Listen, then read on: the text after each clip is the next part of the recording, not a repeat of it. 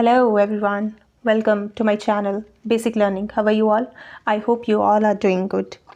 चंबा की हिस्ट्री करवा रही हूँ। इससे पहले मैं साहिल वर्मन तक सभी राजा कवर कर चुकी हूँ और आज हम आगे करेंगे युगांकर वर्मन से शुरू, जो साहिल वर्मन के पुत्र थे, और उसके बाद हम करेंगे सलाह वर्मन, देन सोमवर्मन, उसके बाद हम अस्तु वर्मन, इन सब के बारे में आज पढ़ेंगे। ठीक है, तो ज्येष्ठ वर्मन या जसाटा वर्मन तक आज हम कंप्लीट करेंगे। तो थोड़ा सा एक क्विक रिवीजन देख लेते हैं फटाफट से। जो चंबा है यानी ब्रह्मपुर, तो ब्रह्मपुर की नींव जो है वो राजा मारू ने रखी थी 550 ईस्वी में अपने पुत्र जयस्तंभ के साथ। जयस्तंभ उनका तीसरा पुत्र था। राजा मारू जो थे वो कल्पा के राजा थे, ठीक है, और इनके जो पूर्वज थे वो अपने आप को अयोध्या के रामचंद्र से जोड़ते थे। ये एक सूर्यवंशी राजा थे और ये तीर्थ करने की भावना से अपने पुत्र के साथ रावी की ऊपर वाली घाटी में आए थे, यानी ब्रह्मपुर में आए थे।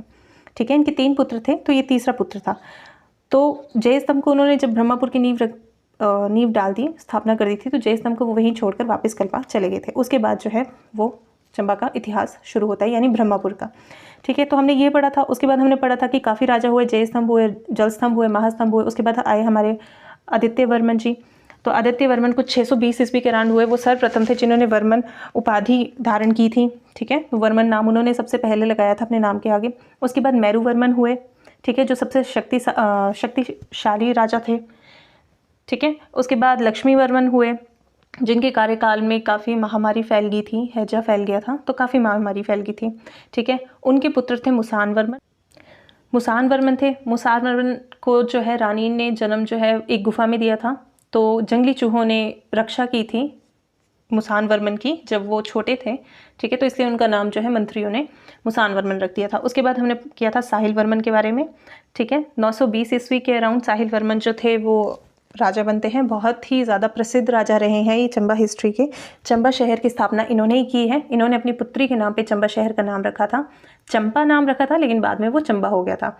ठीक है, और योगी चरपटनाथ ने इन्हें वरदान दिया था कि इनके पुत्र होंगे, क्योंकि इनके घर में कोई बच्चा नहीं होता था, तो इसलिए योगी चरपटनाथ जी ने इन्हें जो है वो वरदान दिया था। 84 योगियों की टोली आई थी इनके कार्यकाल के दौरान, जिसे आज 84 मंदिर भरमौर में कहा जाता है। ठीक है, उनके नाम पे मंदिर भी हैं। तो ये सब चीज़ें मैं आपको पहले करवा चुकी हूँ। आज हम करेंगे युगांकर वर्मन के बारे में, जो है साहिल वर्मन के पुत्र। तो इनके कार्यकाल में कुछ ज़्यादा कुछ तो हुआ नहीं। 940 ईस्वी के अराउंड जो है ये वो राजा बनते हैं। और जो इनकी पत्नी थी यानी त्रिभुवन रेखा देवी, वो भरमौर में उन्होंने नरसिंह मंदिर का निर्माण किया था। ठीक है, ये निर्माण नहीं है, ये निर्माण है, आप देख लेना एक बार ना, थोड़ा स्लाइड्स में गड़बड़ हो जाती है, निर्माण है ये। ठीक है, तो उन्होंने जो है नरसिंह मंदिर का निर्माण किया था। ठीक है, और गौरी शंकर मंदिर का निर्माण भी जो है वो युगांकर वर्मन ने करवाया। उसके बाद कई राजा बने, जैसे विदगत वर्मन बने, दुदका वर्मन बने, विचित्र वर्मन बने और धैर्य वर्मन बने। ठीक है, लेकिन इनके कार्यकाल में कुछ ज़्यादा कुछ हुआ नहीं है, तो इसलिए इनका सिर्फ नाम ही मेंशन है बुक्स में। उसके बाद आते हैं सालवाहन वर्मन, या फिर कुछ बुक्स में दिया है सलवाहन वर्मन। 140 ईस्वी के अराउंड ये राजा बनते हैं। ठीक है, तो इनका नाम वंशावली में तो कहीं नहीं मिलता है, बट एक ताम्रपत्र से इनके बारे में पता चलता है। देखिए क्या होता है कि आप सब जानते हैं कि जो जम्मू कश्मीर है वो चंबा के साथ लगता ही है। तो पहले से ही ऐसा होता आया था कि जो कश्मीर के जो जैसे कुछ राजा थे ना, वो रावी की पार के जो छोटी छोटी पहाड़ी राज्यों पर ना अपना हक जमाना चाहते थे। तो साहिल वर्मन, तो इससे पहले साहिल वर्मन थे युगांकर वर्मन से पहले, है ना, तो उन्होंने ना अपने बाहुबल से सबको ही दूर रखा था। लेकिन कुछ 1028 यानी 1028 ईस्वी के अराउंड, 128 ईस्वी के अराउंड एक राजा बनते हैं जिनका नाम था अनंत देव। देखिए यहाँ लिखा है 128 में जब अनंत देव कश्मीर के शासक बना, तो उसने इन पहाड़ी राज्यों पर अपने प्रभुत्व को दोहराया। ठीक है, तो जब सालवाहन वर्मन ने झुकने से मना कर दिया, तो अनंत देव ने क्या किया, चंबा पर आक्रमण कर दिया और सालवाहन वर्मन पकड़ा गया और मार दिया गया। ठीक है, तो इसके स्थान पर जो है उनके पुत्र को सोमवर्मन को राजा बनाया गया था। अगले राजा हैं राजा सोमवर्मन, जो लगभग 1060 ईस्वी के दौरान राजा बनते हैं। ये सालवाहन वर्मन के पुत्र हैं। ठीक है, तो इनका भी वंशावली में कहीं नाम नहीं मिलता, लेकिन इस राजा के 2 ताम्रपत्र लेख मिलते हैं। ठीक है, तो एक लेख जो है वो उसने सूर्य ग्रहण के समय, ठीक है, सितंबर मास में भूमि दान के साथ दिया था। तो यहाँ से अनुमान लगाया जा सकता है कि मतलब सालवाहन वर्मन जो है वो खुद भूमिदान करना चाहते थे, लेकिन कश्मीर के आक्रमण के कारण जो है वो मारे गए, क्योंकि इस ताम्र लेख पे ना सालवाहन वर्मन के ही हस्ताक्षर थे। और जो दूसरा लेख है वो विष्णु और शिव मंदिरों को भूमि दान के साथ दिया गया था, और इसमें सोमवर्मन और उनके भाई जो हैं अस्तुवर्मन, जो हम आगे पढ़ेंगे, उनके हस्ताक्षर मिलते हैं। तो इस राजा के कार्यकाल में कुछ ज़्यादा कुछ हुआ नहीं है, बस यही था। अगले राजा है राजा अस्तुवर्मन, जो सोमवर्मन के भाई थे, यानी सालवाहन वर्मन के दूसरे पुत्र थे। देखिए, इससे पहले मैंने आपको बताया कि सालवाहन वर्मन के कार्यकाल में राजा अनंत देव, यानी कि जो कश्मीर के शासक था, ठीक है, राजा अनंत देव, उन्होंने आक्रमण किया, जिस वजह से सालवाहन वर्मन की मृत्यु हो गई। ठीक है, तो तब से लेके चंबा जो है वो कश्मीर के अधीन हो गया। देखिए यहाँ लिखा होगा कहीं पे, ठीक है। तो क्या होता है कि जो अस्तुवर्मन है ना, वो राजा कलश की तरफ वफादारी थी उसकी। राजा कलश जो थे वो अनंत देव का पुत्र था। ठीक है, यहाँ लिखा होगा, ये देखिए, जो राजा, या कलश नहीं है, ये कलश है। ठीक है, तो राजा कलश जो थे वो अनंत देव की, यानी कश्मीर के शासक के पुत्र थे। तो तब तक, जब तक अस्तुवर्मन जो थे राजा बने, तब तक भी जो चंबा है वो कश्मीर के अधीन ही रहा था।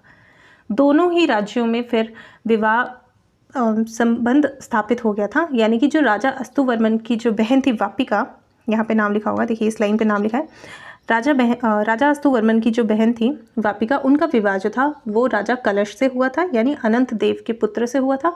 और बाद में वापिका का जो पुत्र था वो थे राजा हर्ष, जो कश्मीर के बाद में चल के राजा बनते हैं, जो आगे जाके नाम बहुत ज़्यादा प्रसिद्ध होता है। ठीक है, समझ आ गया? कहने का मतलब ये है कि राजा अस्तुवर्मन की जो बहन थी वापिका, उसका विवाह जो है वो राजा कलश से हुआ था। कलश जो कि पुत्र थे राजा अनंत देव के, जो कि कश्मीर के शासक थे। ठीक है, और बाद में वापिका का एक पुत्र होता है हर्ष, ठीक है, जो कश्मीर का आगे चल के राजा बनता है। ये बहुत ही ज़्यादा इंपॉर्टेंट नेम्स हैं।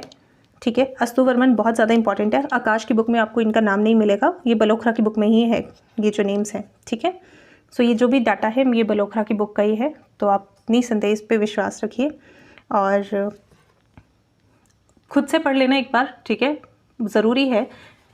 तो बेसिक चीज़ें तो मैंने आपको बता ही दी है। ये वैसे कंप्लीट डाटा है, इसके अलावा आपको कुछ नहीं मिलेगा बुक्स में। हाँ, एक दो लाइंस होगी जो आगे पीछे हुई होंगी, बट इसके अलावा कुछ भी नहीं है। यही बुक्स में है और यही बलोखरा की बुक में दिया गया है। चलिए, राजा अस्तुवर्मन तक कर लिया, आगे हम करेंगे ज्येष्ठवर्मन या जसाटावर्मन। अगले राजा है राजा ज्येष्ठवर्मन। कुछ बुक्स में आपको जसाटावर्मन भी मिलेगा नेम।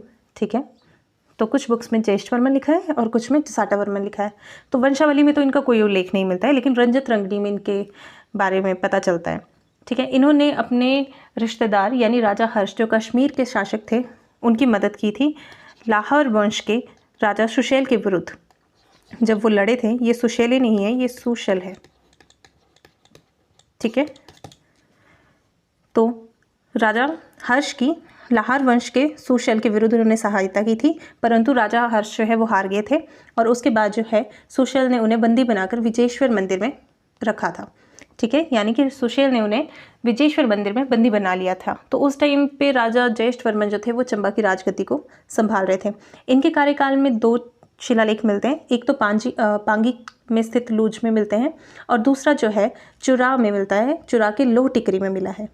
बाद में चल के जो राजा हर्ष के जो पुत्र थे भिक्षाचर, तो सुशैल ने उनको भी खदेड़ दिया था, तो इसलिए भिक्षाचर ने जो है वो चंबा में आके शरण ली थी, और कुछ 4 वर्ष तक वो वहीं रहा था, लेकिन वहाँ पे उसे रोटी कपड़ा के लिए बहुत ज़्यादा कष्ट उठाने पड़े थे। ठीक है, तो कुछ वो 4-5 वर्ष तक वहाँ रहा था। तो बस यही है इन राजा के बारे में। तो आज की वीडियो में यहीं ख़त्म कर रही हूँ, बस इतना सही था। ठीक है, और इसके बाद मैं आपको करवाऊँगी ललित वर्मन, उदयवर्मन। पहले उदयवर्मन के बारे में करवाऊँगी। ठीक है, एक धलावर्मन भी थे जो ज्येष्ठवर्मन के बाद राजा बने थे, जो ज्येष्ठवर्मन के ही भाई थे, और वो थोड़े समय तक ही राजा रहे थे। तो इनके ना कार्यकाल में कुछ महत्वपूर्ण घटना नहीं हुई थी धलावर्मन के बारे में कार्यकाल में। ठीक है, तो इसलिए इनका सिर्फ नाम मेंशन है। देखिए, जिनके कार्यकाल में ज़्यादा कोई घटना नहीं हुई है महत्वपूर्ण, तो उनका सिर्फ नाम मेंशन है और उनके बारे में और कुछ नहीं दिया गया है। लेकिन चलो, नाम आपको थोड़े बहुत तो पता ही होने चाहिए। ठीक है, लेकिन इसके बाद मेन है उदयवर्मन, ललितवर्मन, विजयवर्मन, गणेशवर्मन, और उसके बाद प्रताप सिंह वर्मन के बारे में है, देन बलभद्र के बारे में, और उसके बाद हम पृथ्वी सिंह से दोबारा से चंबा का इतिहास शुरू करेंगे। ठीक है, तो जो वर्मन उपनाम वाले हैं वो ख़त्म हो जाएंगे, और उसके बाद हम लोग सिंह वंश वाले आएंगे। ठीक है, तो एज सून एज पॉसिबल मैं ये ख़त्म करने की कोशिश करूँगी नेक्स्ट 1-2 वीडियोज़ में।